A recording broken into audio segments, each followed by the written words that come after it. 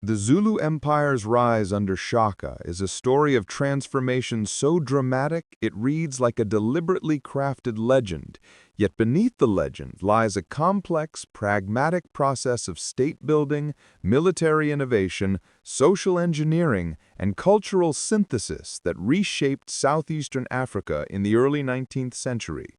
Shaka's life, born into hardship, shaped by exile, sharpened in service with the Metethwa under Dingiswayo, provided him with the bitter lessons and strategic models he would use to turn the Zulu from a minor chiefdom into a centralized polity that commanded respect and fear across a wide region. He brought a visionary ruthlessness to the task, not merely expanding territory by force, but remaking the institutions of power so that conquest produced durable control. At the heart of this remaking was Shaka's military reforms, which went far beyond swapping one weapon for another. The adoption of the short-stabbing assegai and the standardized cowhide shield were outward signs of deeper doctrinal changes. Warfare would now be fought at close quarters, on terrain shaped by rapid maneuver and disciplined mass, not on the loose, scattered skirmishing common to many neighboring groups.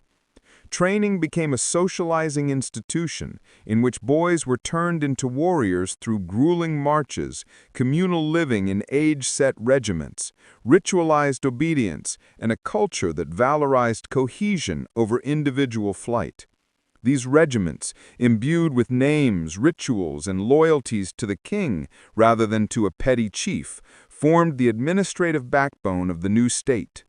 Shaka's Horns of the Buffalo formation showcased an integrated approach to combat. Chest, horns, and loins worked in concert to fix, encircle, and exploit.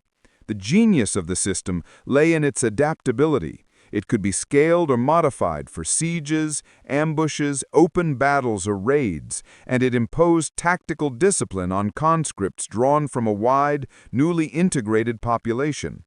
But military might was only one component of Shaka's strategy. He restructured the economy around cattle as both wealth and social resource, controlling herds to underwrite loyalty, sanctions, and redistribution.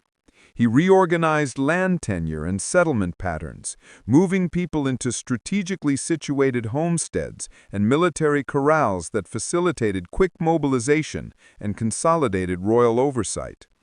Conquered peoples were often absorbed into the Zulu system by being placed into regiments and given new social roles, an integrative policy that reduced immediate resistance and bound diverse groups into a common web of obligations and identity. Women's roles were also reshaped as age-grade systems allocated responsibilities that supported the military state, from food production to maintenance of homesteads, while royal court life became a center for political negotiation, marriage alliances, and ceremonial legitimation of kingly power. Administratively, Shaka introduced clearer lines of command and a more centralized justice system. Chiefs who remained in place were subordinated more directly to the king, and the idea of a singular Zulu polity gradually replaced older, more fluid identities. All of this unfolded in the wider context of the Mefokane, a period of upheaval and migration across southern Africa, caused by a mix of drought, population pressures, competition over pastures and trade, and the expansion of other centralizing polities.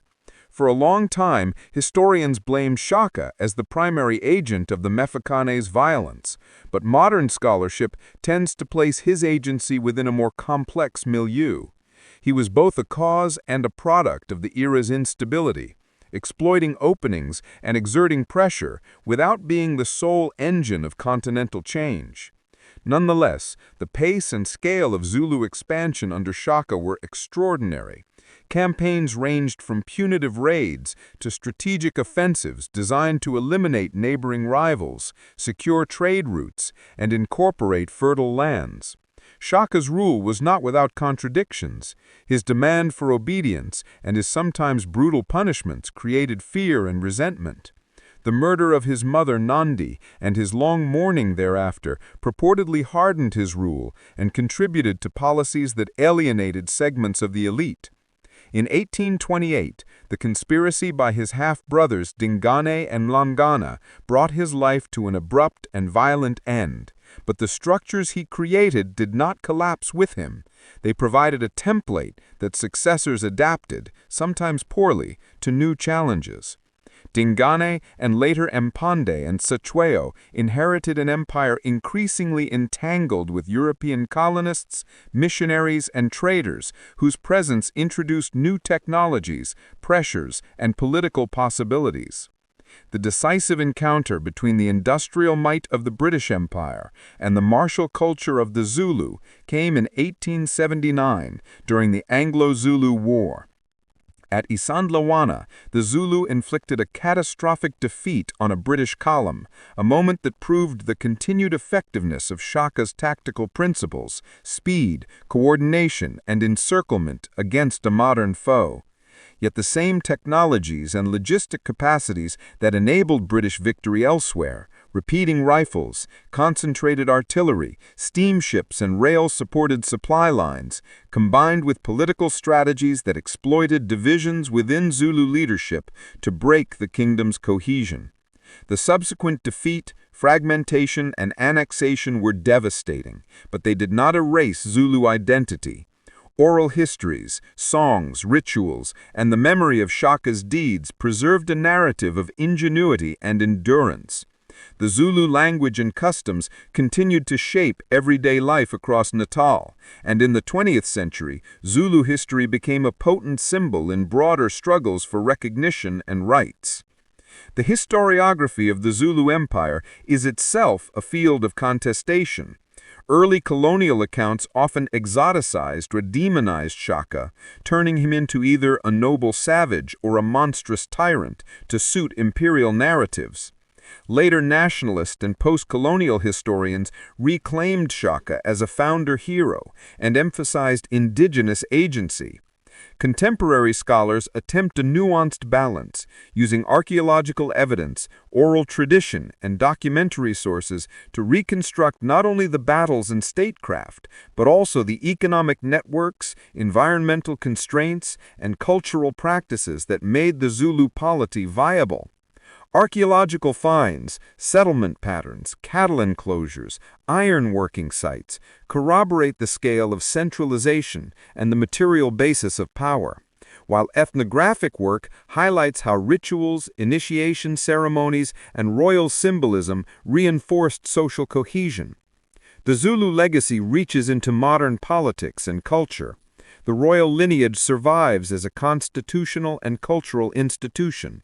Zulu music, dance, and beadwork are globally recognized forms of creative expression, and the story of Shaka continues to be retold in films, novels, and academic works, each retelling reshaping public perception. For filmmakers and content creators, the Zulu narrative offers a rich palette: dramatic leadership struggles, tactical brilliance on the battlefield, human costs of rapid state building, and ethical questions about power and identity. Importantly, presenting the history ethically requires foregrounding African voices in scholarship, avoiding simplistic hero or villain binaries, and situating the Zulu within the broader currents of 19th-century global change, including imperial expansion, trade, and cultural exchange.